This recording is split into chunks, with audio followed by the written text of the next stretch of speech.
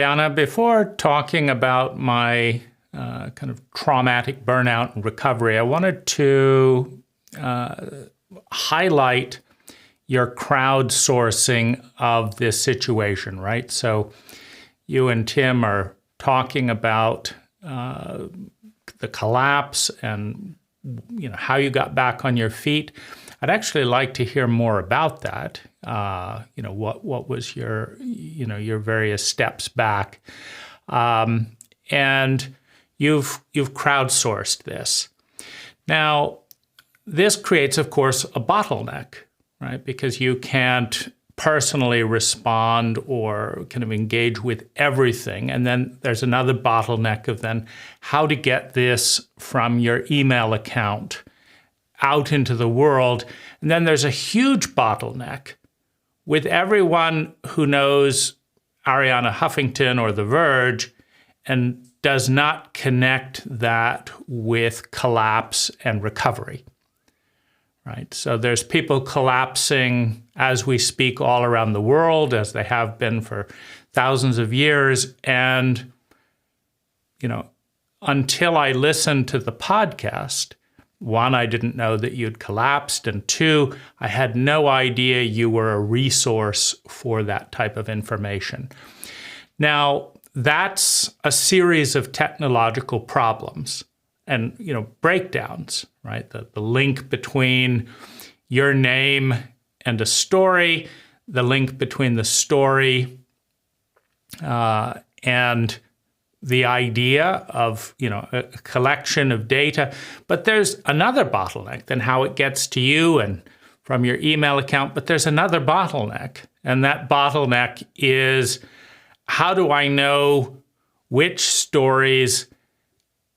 Let's just say I find this database, right, of all the stories you've published from all the people who have shared their narratives of burnout and recovery. There's probably 10 to 20% of that could be beneficial to me, and 10 to 20% of what I say that would be beneficial to a given person. How do we find that, right? So in other words, we've got dissociation, that's this enormous amorphous space between the best idea that can help you, that can help me recover from collapse, from trauma, etc., and knowing that information. And you have the courage, you have the passion, the stamina to work that inefficient system, right? And so I'm working within that system. But the thing that I think is perhaps most important to acknowledge for the intent, like the caring that is behind that offer, is you want to help people avoid traumatic collapse and overload and recover when that occurs, right? So there's love, there's care for that situation. That's the value, that's the drive. Then all these dissociations that I'm talking about are the impediment, right? And, that's inertia. And so your love, the power of your intention is cut down, is watered down by that inertia, right? So maybe 1/1000th of your love gets through. And that's not unique to you and I. 1,000th of so many of our loves actually get through and have the intended effect, right? So what I want to suggest to you is the power of 10x living as an app framework, right? And because I've thought a lot about this issue, all the things I didn't know that I didn't know, right? All the things you didn't know that you didn't know. The tremendous amount of unnecessary suffering from that level of societal ignorance. And how to overcome that? And what if we expand your idea, first of all? And how do we do that? Well, first of all, we take out the middleman, right?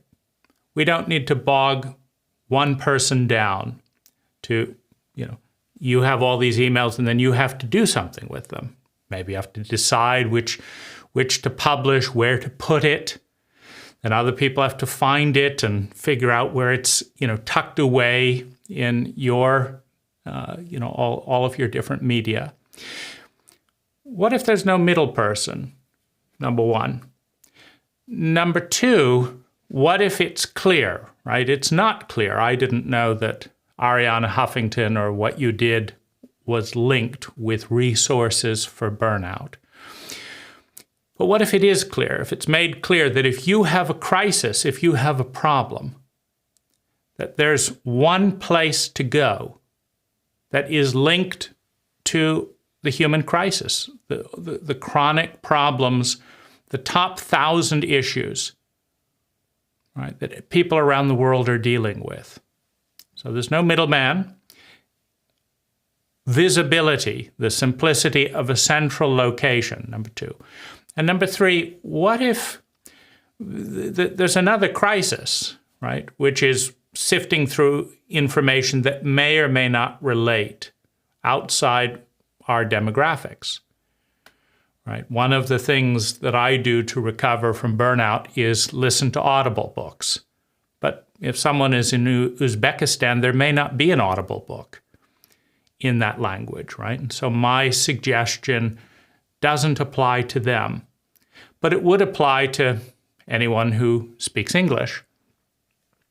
So if we sifted for demographics, and what if rather than placing that burden on one person, we put the burden on the community? Now, Wikipedia has demonstrated that the people who care most about a given topic, first of all, that's love, they become the most informed, right? You love, Greek mythology and philosophy. So you're more informed than 95% of the population, perhaps 99% of the population, perhaps 99.9. You know more about Greek mythology than 99% of the population because it matters to you. And so you're in an area where you can correct things. No, that's not the spelling of that Greek god or goddess. No, that's this god, not that god, right? Because you care. Or there's this book that isn't being mentioned, and it's even better than these things, right? So there's a tremendous need to filter out what's relevant for a given person and to kind of continually upgrade and iterate because the world is always moving, right? And that's the beauty of Wikipedia is as the story unfolds, people can add links and edit them and suggest things. And because it's volunteer, because it's voluntary, the people who love are the people who care and can add, and update links. And so the most important proof, because there's another crisis, which is the gap between the institutional gatekeepers and reality. For example, microdosing psilocybin has helped me more than therapy. But I spent $140,000 on therapy and spent a few $100s on the spores to grow mushrooms. And this is outside the gate, right? I've started a small religion, the science of belief, right? Because how do you avoid the trap of a religion becoming a cult? And how do you work within a framework where your government is the biggest impediment to your mental, emotional, and physical well-being? Through faulty science, right? Well, when you have religious freedoms, can you create a religion is about belief. So can you create a science of belief where, what science says is that no beliefs are true, but that a given model of beliefs is what takes you to the next level, right? If you can create a model of beliefs that correlates with 95% of the evidence, that's a good model, right? Because our brains are too small to digest the complexity of reality. So we need a dumbed down model. And if the model can predict the future 90% of the time, it's doing wonderfully, right? It's not true, but if following it as if it was true leads to benefit for 90% of the people, it's a beautiful truth. It's not true, but it's beautiful. It's good. It's valuable. And I don't know of a place to go where it's voted on by the public, right? Because if you go to your doctor and say, well, do you recommend microdosing psilocybin? They say, no, it's illegal. But if you go to the public, you find that 90% of the people who microdose find it beneficial with no side effects, right? With very little cost. So, we need data that's real, not data that's politically correct. You're talking about the HR phenomena. It's horrible to have to defend a secondhand story from an unknown complainer, right? And you're solving that, but it's politically incorrect, right? Well, what if someone is frightened of coming forward and this and that, right? And there are challenges around that. Not everyone has your courage, but I'm interested in that model. How many people see a benefit over a 5-year period?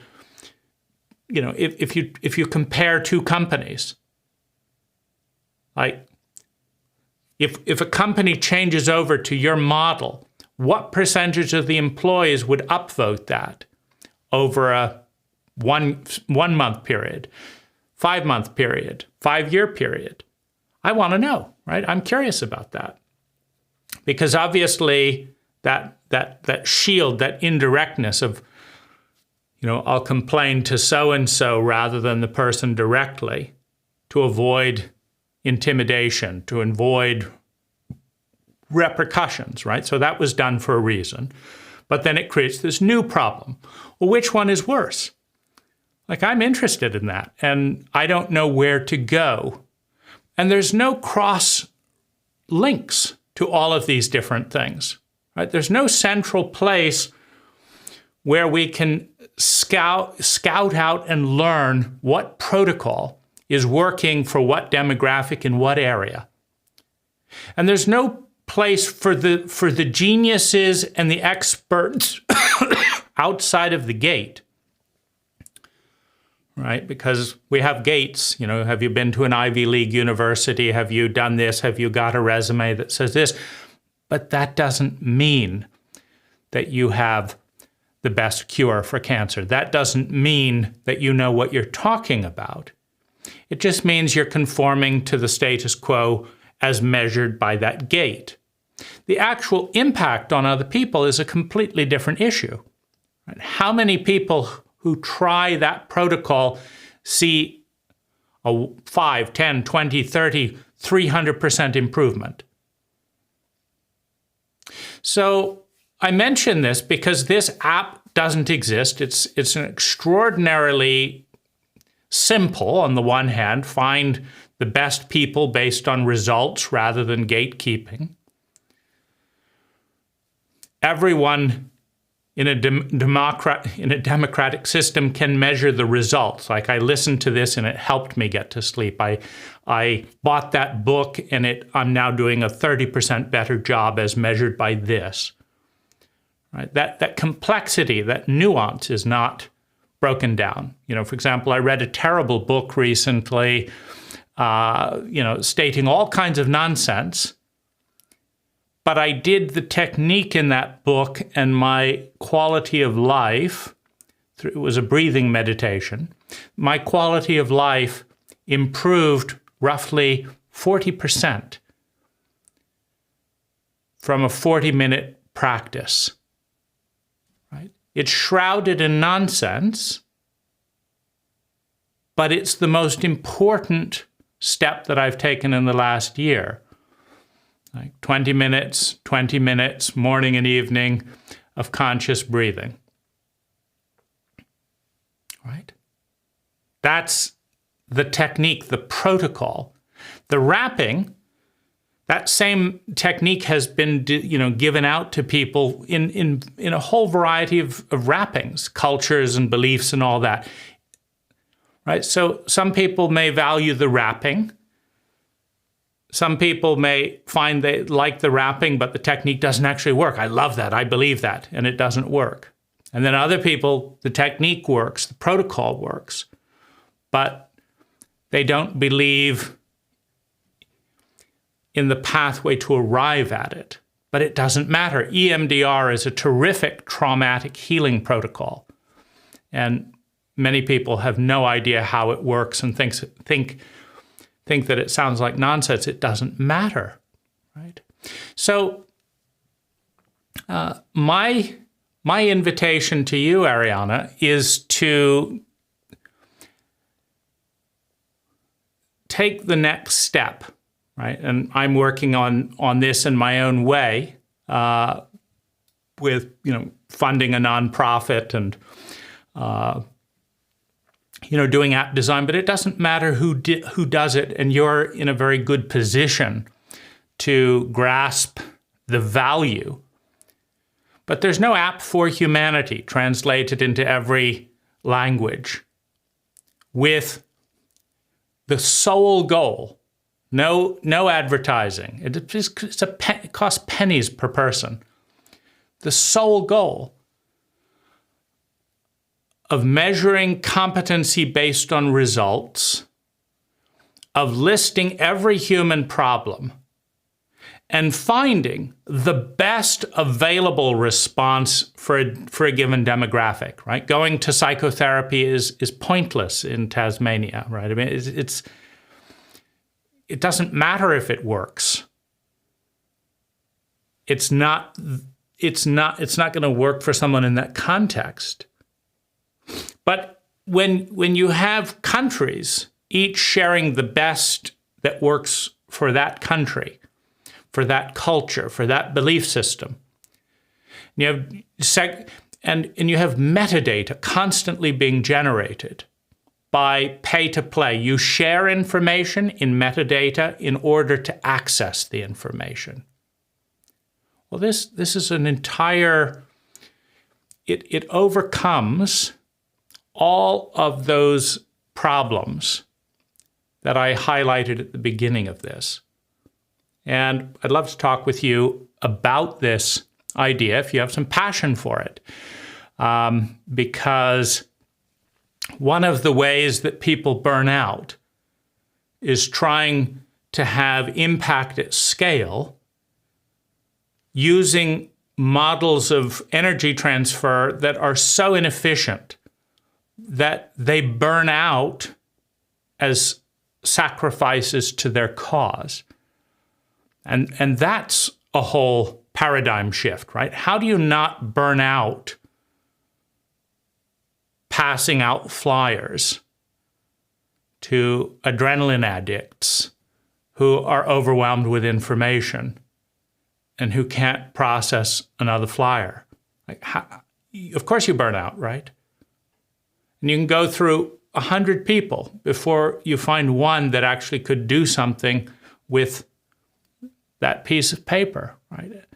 So in my own burnout and collapse, the first step was becoming traumatically literate, because I ended up dealing with PTSD through all the traumas that come from collapse and burnout, right? The average American has, I think, 2 weeks of cash flow, or roughly $1,000, puts them under, knocks them out of their norm.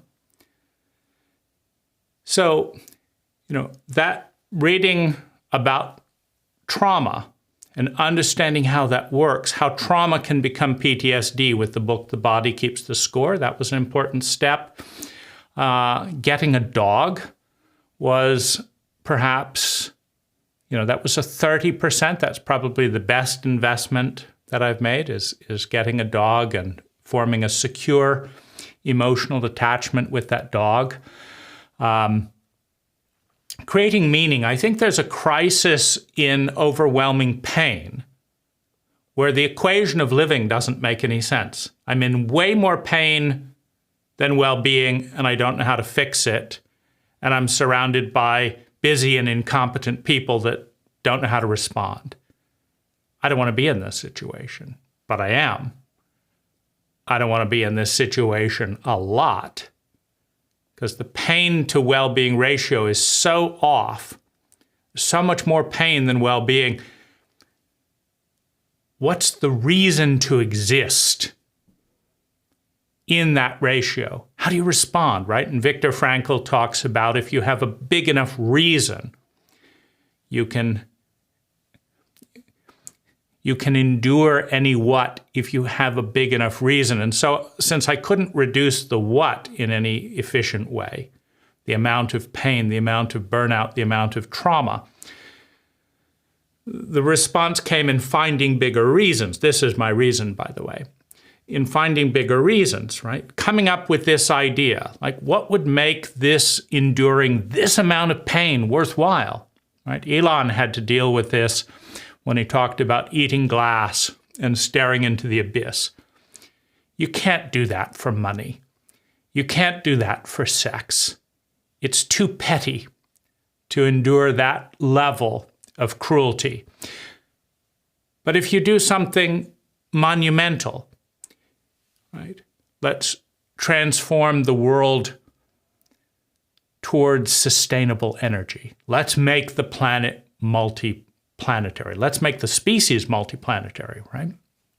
Well, that's a pretty big why to endure, to make the level of cruelty, the level of pain and hostility directed at Elon manageable.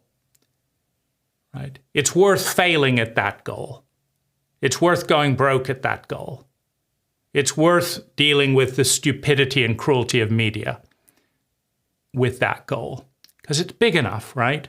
So and I think that's a very important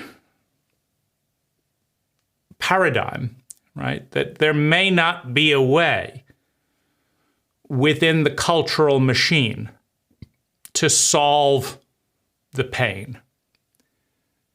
But there could be a reason that's worth enduring it long enough to create a new culture.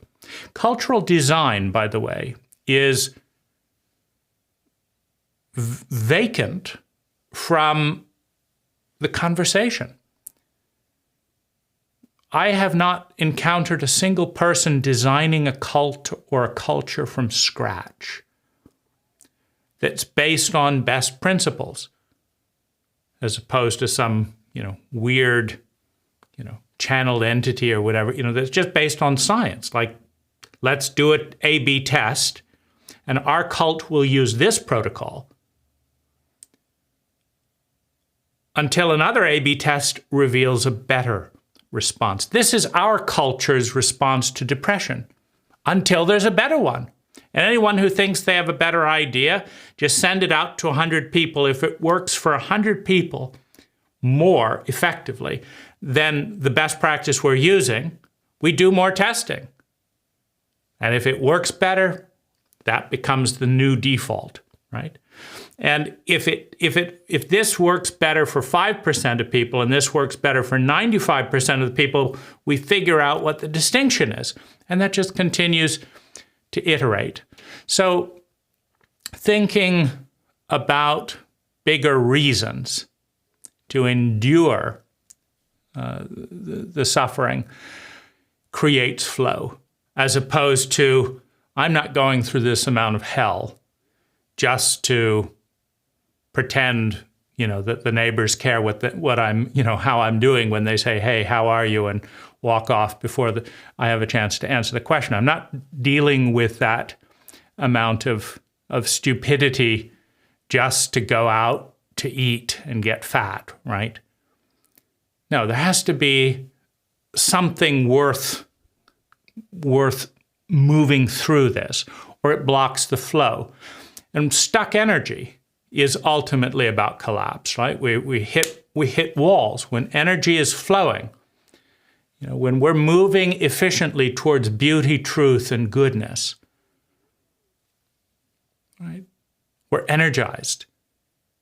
If everything that we do that's intelligent is politically incorrect, is no one's ever thought about that and has any interest in thinking about it, is illegal, is I'm too tired, it's painful. Right? So how do we move it? And I think data, accurate data, having, people are cowards. People, to a large extent, don't want to think, don't know how to think, right? But they can at least see that if 95% of the people who are depressed do this thing, their life gets better. Maybe I'll give it a try. And then upvote it with this improved my life 5%, 10%, 300%. And what's its bell curve, right? Because a lot of things go through hedonic adaptation. Like the first time I did the breathing exercise, it was a 300% improvement in quality of life. The second and third time, it was a 50 to 100% improvement in quality of life.